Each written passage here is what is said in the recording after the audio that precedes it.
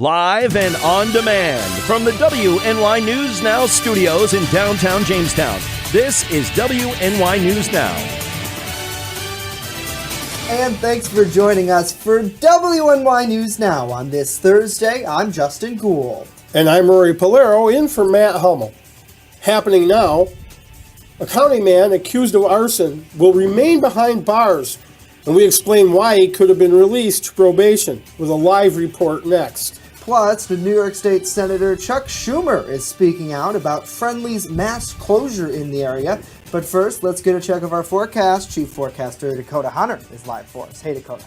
Hey, Jay and Rory, and happy Thursday to you. And boy, it's been a wet morning. As you take a look at First Defense Doppler, we've had a few rain showers and a few wet snowflakes that have fallen this morning. And again, that's all as forecast. We told you that yesterday, how earlier in the morning we had the chance for these wet snowflakes, and that's exactly what we had. But the good news is, as we go through the afternoon, that will all be clearing out. The pollens are still looking good right now, but we all know as we get into the spring and summer, this is, all these pollen levels are just going to increase. So if you're like me and you have terrible allergies, we're all going to be suffering through this stuff over the next several months. So the forecast for the remainder of the afternoon, all the rain showers and any wet snowflakes taper off later this afternoon. Otherwise, it's mostly cloudy, a little bit warmer than yesterday, 45 to 52. That's still below average, but warmer than it was yesterday with an east wind averaging around 5 to 10. Thunderstorms come our way tomorrow. Some of them could be gusty. We'll talk about it with that Weatherhood Property Maintenance 7-day in just a few minutes. Justin and Roy?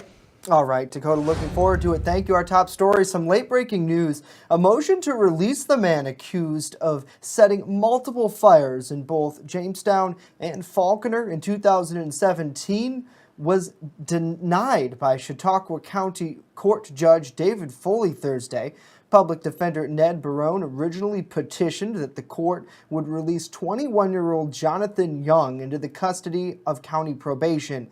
Young is accused of setting 12 fires in the Falconer and Jamestown area. He's charged with 14 counts of arson and 11 counts of criminal mischief. In December, the Chautauqua County native rejected a plea deal that would have sentenced him to 10 years in prison for each of the 2 counts of second-degree arson he faces, plus 5 years of post-supervision. Our Matt Hummel was in court this morning. He stands by live in Mayville with more on this case. Good afternoon, Matt. Yeah, good afternoon, Justin. So as you said, that motion that Public Defender Ned Barone had to reduce and or eliminate the bail for Jonathan Young was denied. He remains in county lockup on $1 million bail. That was the bail, of course, that was set by Judge Foley back on August 1st. Now, just to catch up our viewers again in case they either forgot or were unaware, back in December there was a Huntley hearing for Young, and a Huntley hearing is a hearing that discusses the potential allowance of statements that a defendant made to police, the potential allowance of those to be introduced into evidence. Now, Judge Foley ruled in February that statements that Young supposedly made to the Pennsylvania State Police were deemed inadmissible. So the DA's office has made their intentions known on the record that they will be appealing in Rochester at the 4th Appellate Court Foley's decision. Because the DA's office will be doing that, they cannot start the trial yet. Now, at this point, because they can't start the trial, Young will still remain in Chautauqua County lockup. But that is why Justin and Rory, Ned Barone made the motion. All right. Great reporting there. As always, our Matt Hummel live in Mayville for us. Thank you. And, of course, you'll have full details on WNYNewsNow.com throughout the day. Already up, Justin. Awesome. Lawyers from the town of Ellicott and the city of Jamestown have made their oral arguments regarding the proposed annexation of the Jamestown BPU substation on Dow Street in the village of Falconer. The arguments were made Wednesday in front of the New York State 4th Appellate Division. The attorney for Ellicott, Falconer, and Falconer Central School argued that the 3-member panel of referees ruled correctly when they said the annexation wasn't, quote, in the best interest of the public. However, the city's attorney said the panel was wrong and that it failed to consider the provision of municipal interests. One of the issues that was argued was that the city of Jamestown failed to file necessary paperwork with the county clerk's office within the required 30 days of the town of Ellicott's filing, once it was determined both sides disagreed on the annexation. Both attorneys also discussed the impact a potential annexation would have on each side's municipal operation.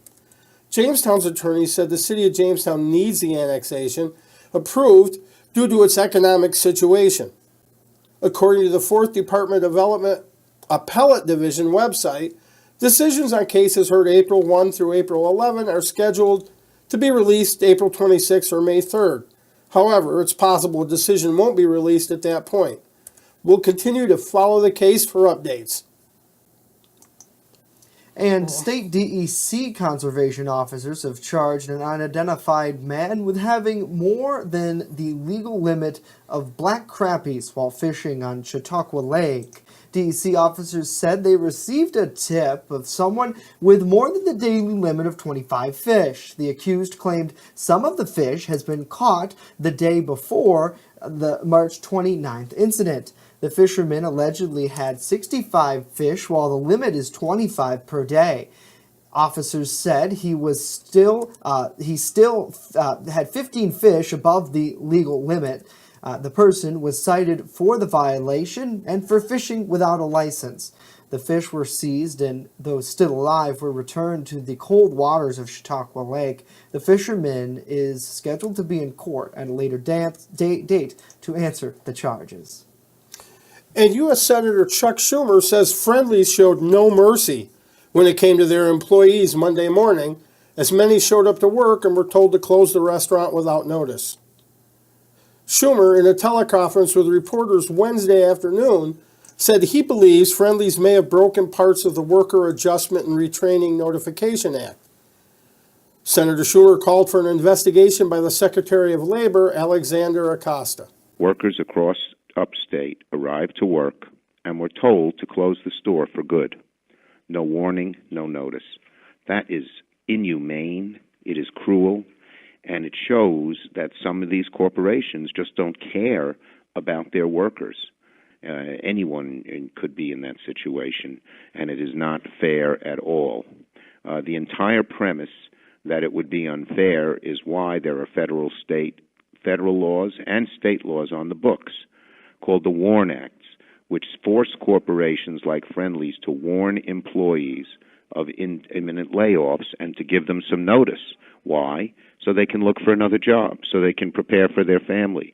What if you're going in for an operation and you have to put down a down payment, or a deductible or a copay, and you're counting on your next few paychecks to make that happen? Now, the senator said he plans on introducing new legislation if there are loopholes in the WARN Act that he said Friendly's may have utilized. Friendly's released the following statement to WNY News Now following Schumer's telephone interview, saying, quote, "Employees who were informed of the news personally and are being supported with opportunities at other Friendly's locations, severance payments, or other assistance. Friendly's has fully complied with all federal and state employee notice requirements," unquote. Yeah, certainly this issue spanning across all of social media, where a lot of the employees themselves were commenting in posts saying, I worked there and now I'm without a job. And I know our reporters who were there Monday said there was one Friendly's employee who tried to enter the store as they were interviewing people there, the customers who were locked out, and they noticed the locked door also and looked very, very confused. They did not speak with the reporter, but went back to their car. So certainly it seems like Friendly's may have, at least according to their statement, tried to reach out to everybody, but they didn't get the word. Well, I ate there the day before it closed, Yeah. oddly enough, and everything was normal, and they were seeming to do a brisk business. And for a Sunday. The waitress never said anything. Yeah. And I know there are certain qualifications within the law where if you do a mass closure or a mass layoff, that you have to notify within 30 days. Yeah.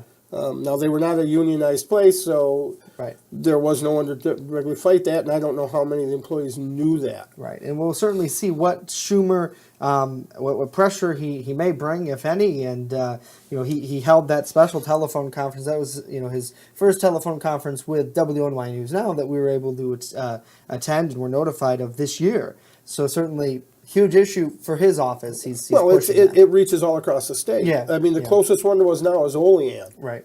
So, and I'm going to miss Friendlies for the record. Same here. So, hopefully everyone is having a good Thursday out there and staying warm. Hello to you, Wendy. She says, "Lucky to you, Roy." Yeah, you must have gotten some of the last Friendlies food then. Probably. I don't know if that means it was fresh or not. Now, so right? Who knows? I'll say hi to my daughter who's watching. I love you too, Chrissy. And hello to Gary. Hello to Teresa. Hello to Scott. Hello to Mark. And hello to the Jester Promoting Company. Hopefully you're doing well. Al, great to see you. And good afternoon to David. Hopefully things do warm up. I'm sure a lot of people are certainly looking forward to that. Coming up, we have so much more to tell you about. What would you do if you won big in the lottery? What one New York State man did, coming up. But first, there's some good news on the chronic wasting disease front in New York State. Details coming up. Dakota? And as you take a live look over the Mill Creek Mall in Erie, those clouds are sucked in, and you see a few of those raindrops as well. More of that is on the way. News Now at Noon continues in just a minute, so don't go away. Live and on demand, you're watching WNY News Now.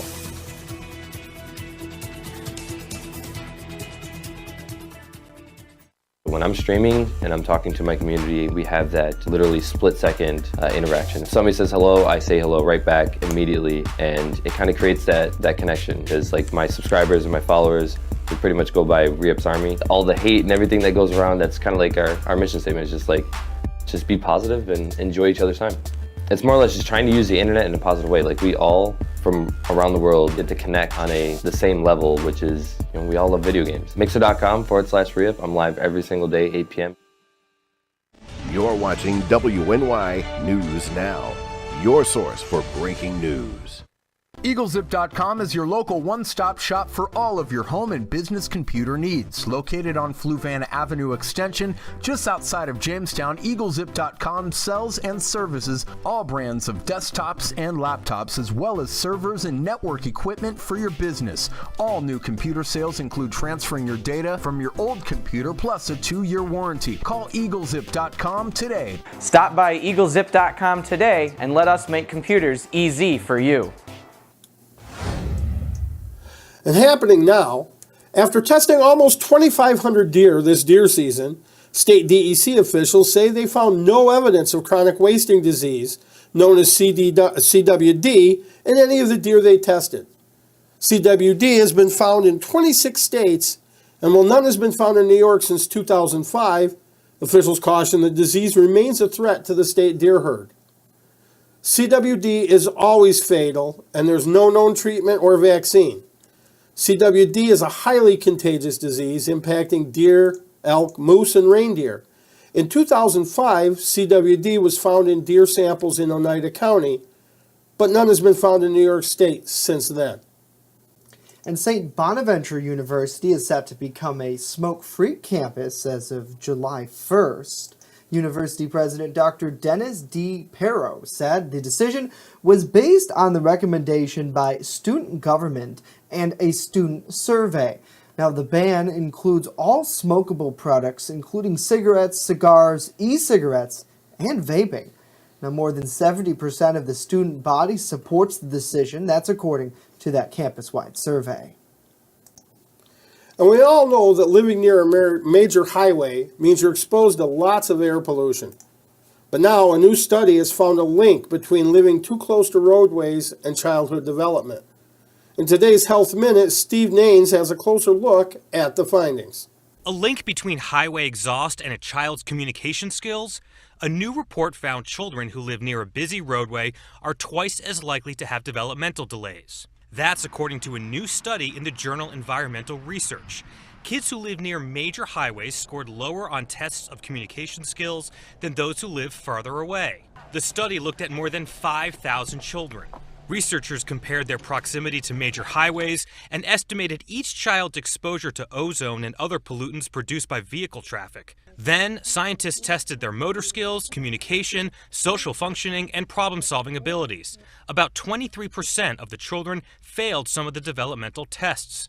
Researchers say children who live closer to a major highway or freeway have twice the risk of having a communication delay. They also found that exposure to high levels of pollution, especially ozone during pregnancy, is linked to the risk of a developmental delay. The study was done in upstate New York, which has relatively low air pollution, and researchers wonder if the effects would be stronger in higher pollution areas like major cities. The study did not show cause and effect, and researchers say more studies are needed. For today's Health Minute, I'm Steve Nannis. All right, Steve, thank you for that information. Researchers did not look into the socio-demographic factors that may influence child development, such as poverty. And if you won millions of dollars instantly on a lottery scratch-off ticket, what would you do? Would you have the discipline to sit on it until you figured out how to dish out the money? Well, 49-year-old Michael Shepard did. He won, get this, $5 million in New York's lottery that weeks ago, and just claimed the prize yesterday. Well, I put it in the safe at my friend's house, and then I waited because I wanted to get some advice first and stuff. So you got advice from your friends or a financial advisor? Financial advisor and a lawyer and stuff. Okay, so you got your ducks in a row. Yeah. Oh, certainly he does. Lottery officials presented Shepard with a check for just over $3.5 million. He bought the $20 ticket at a grocery store. Shepard says he plans to be, quote, smart with his winnings. Now, he's just the 12th player, Rory, this year to claim a prize worth more than $1 million in New York State's lottery. Yeah, I've always played the game, what would I do? What would I do? Yeah, I think a lot of people probably do. I would have my log cabin in the woods. I'd go off grid, and my siblings and my children and my grandchildren would get the bulk of the money. Yeah. I would just need enough to set up an off grid, and then I would live off grid. I'd probably go run WNY News Now from Florida, or at least until the summer, and then I'd come back here. I'd be hunting and fishing and trapping and writing. Isn't there a song about that? Hunting, fishing, I don't know. every day. I don't know, because I only listen to old country. I don't listen to new stuff. I don't know. Maybe Dakota would know it. That's possible. Possibly. Well, coming up, Chief Forecaster Dakota Hunter. He seems to know everything. He'll have a look at our Brotherhood Property Maintenance 7-day forecast. And later, details on a local Easter event happening next weekend.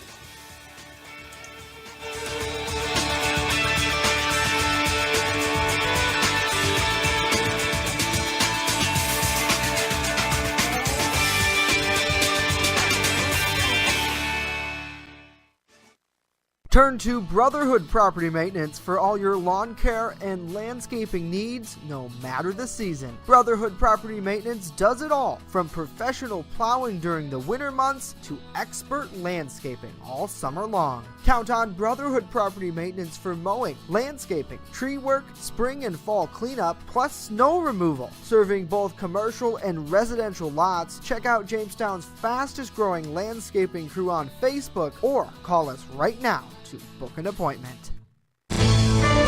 With coverage that matters, this is WNY News Now. Now open in downtown Jamestown, Pearl City Hops, restaurant and tavern. I have some real old-timey dishes on there that I'm just giving new life to. Like there's a shepherd's pie on there that's going to have some bison in it, you know, real thick hearty gravy. Then I'm also doing beer flights. We're pairing it with a set of sliders, a set of tacos, and a set of mini rolls. So everything's going to have its own pair, so you can get a taste of a little bit of everything and all the beers. We don't want to be known as the restaurant in the hotel. We want to be known as Pearl City Hops.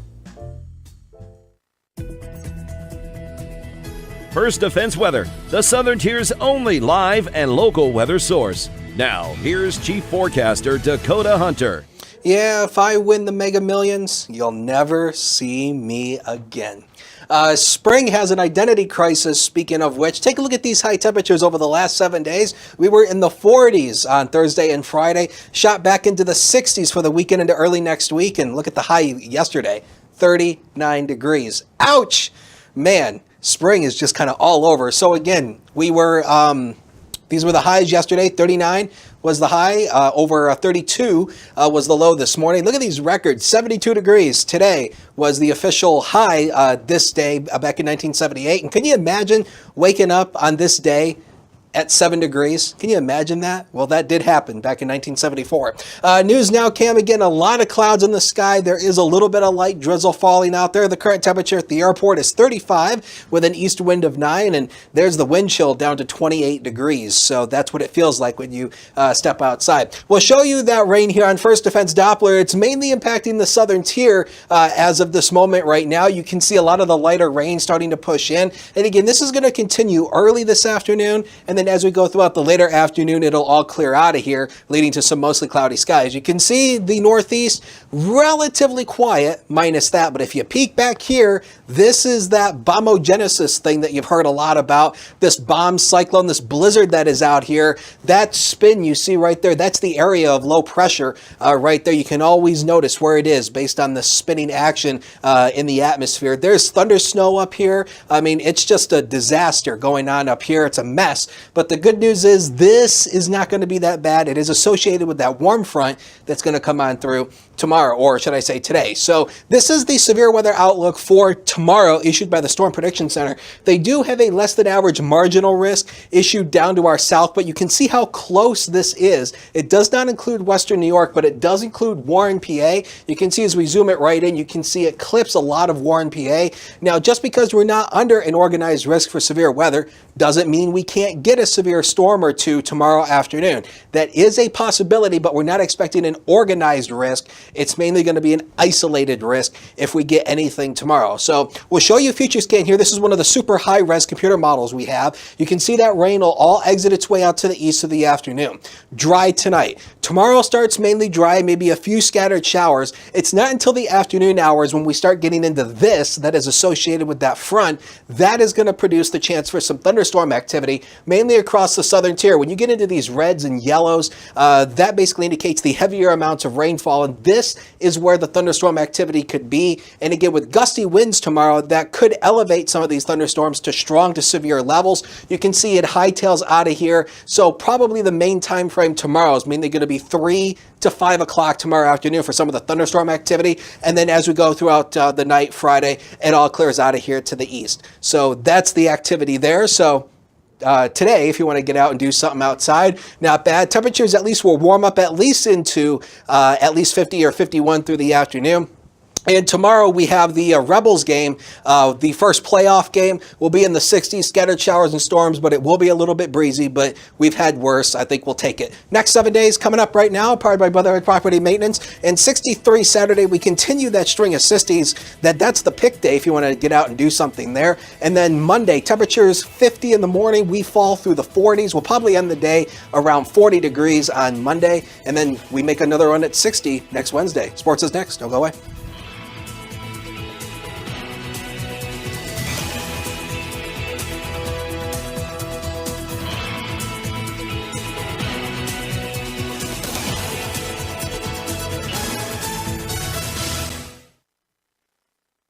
Invest in your business or cause by letting the marketing gurus at WNY News Now and WNY Media Company grow your business.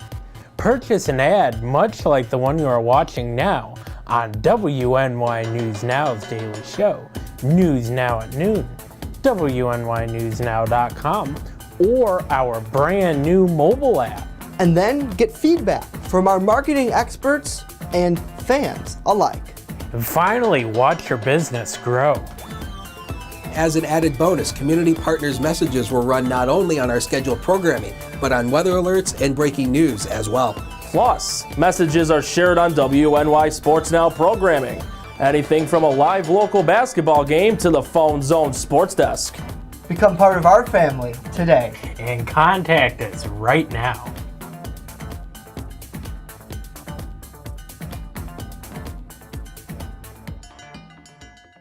You're watching WNY News Now, where coverage comes first.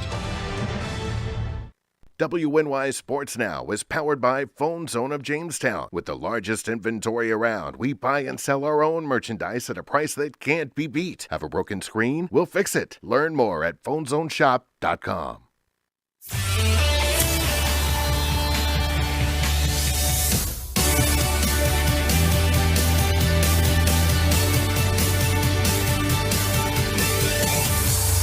Happy Thursday, sports fans. We are nearing the end of the work week.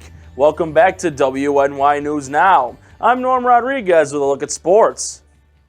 Later this afternoon at 5 o'clock, the Jamestown Red Raiders JV baseball team will be on the road for a game against the West Seneca West Indians. The game will be played at West Elementary School in Buffalo. It will be the JV team's last game of the week until next week on Monday, when they go on the road against the Clarence Red Devils. In this year's WNBA draft, a former Buffalo Bulls women's basketball player was one of the selections. Sierra Dillard was drafted by the Minnesota Lynx with the 20th pick in the second round of the 2019 WNBA draft on Wednesday night. Dillard was also the only player who was drafted from a New York college and the first player in history to be drafted from the University of Buffalo basketball team. With the NBA regular season officially drawn to a close, the NBA playoffs will begin in 48 hours' time.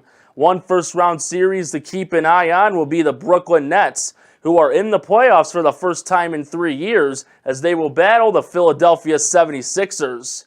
Another playoff series that will be good to watch, the Golden State Warriors are on the road to return to a fifth consecutive NBA Finals appearance, as they will take on the Los Angeles Clippers in the first round of a Western playoff series.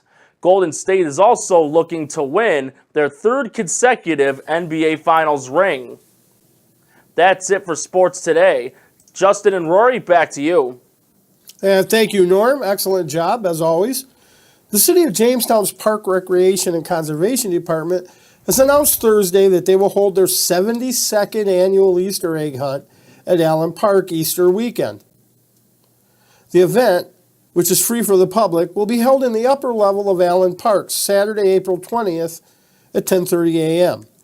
The area will be divided into 3 separate age groups: children 9 to 12, children 5 to 8, and children 4 and under.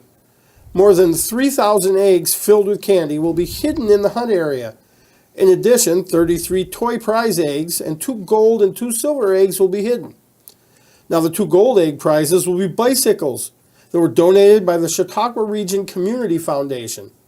And the silver egg prizes are gift cards that are being donated by Roberta Hess in memory of Mark Hess.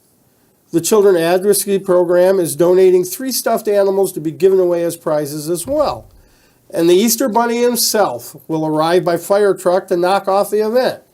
Others assisting in the sponsorship of the hunt include the Allen Park Women's Club, Chautauqua Region Community Foundation, Jamestown Bowling Company, McDonald's, and Media One Group. Girl Scout Troop 229 helped fill all 3,000 eggs with candy. And all children 12 years of age and under are invited to attend. Yeah, it sounds like a great time. Kind of sounds like a sugar rush, though. A Dakota thing? No, I almost said, I was taking your name and Sugar Rush, and I'm just talking too fast. So I almost said Dakota Rush. But it could give Dakota a rush if you go and eat all that candy. Well, yeah. Yeah, I don't think we would be invited to eat. I don't think it could pass for 12 or younger, no, though. Probably not. We'll make it. Don't worry. we have great makeup artists. We can make it happen. That's good. So the severe weather outlook for tomorrow. Again, there is a very small marginal risk that mainly includes Warren, PA. Does not include the southern tier. But again, just because we're not under a risk doesn't mean we can't catch a severe storm or two tomorrow afternoon. Best timing for the thunderstorm activity will be 3 until 5 o'clock tomorrow afternoon. Brotherhood Property Maintenance 7-day. Look at that, 68 tomorrow. Again, but the winds also come up with that as well. We're into the 60s on Saturday. That's your pick day of the weekend if you need to do any outdoor activities. All right. Looking forward to it. Thank you, Dakota. You're welcome. Hopefully we can get some 70s on that forecast coming up. We're working on it. That'd be my Easter wish. Andrew and I are working on it. Don't worry. You guys are working. How's Andrew doing, by the way? He's Pretty doing good? great. Good, good. I'm excited. Yes. Yeah, he's a Cubs fan. Come on. Yeah.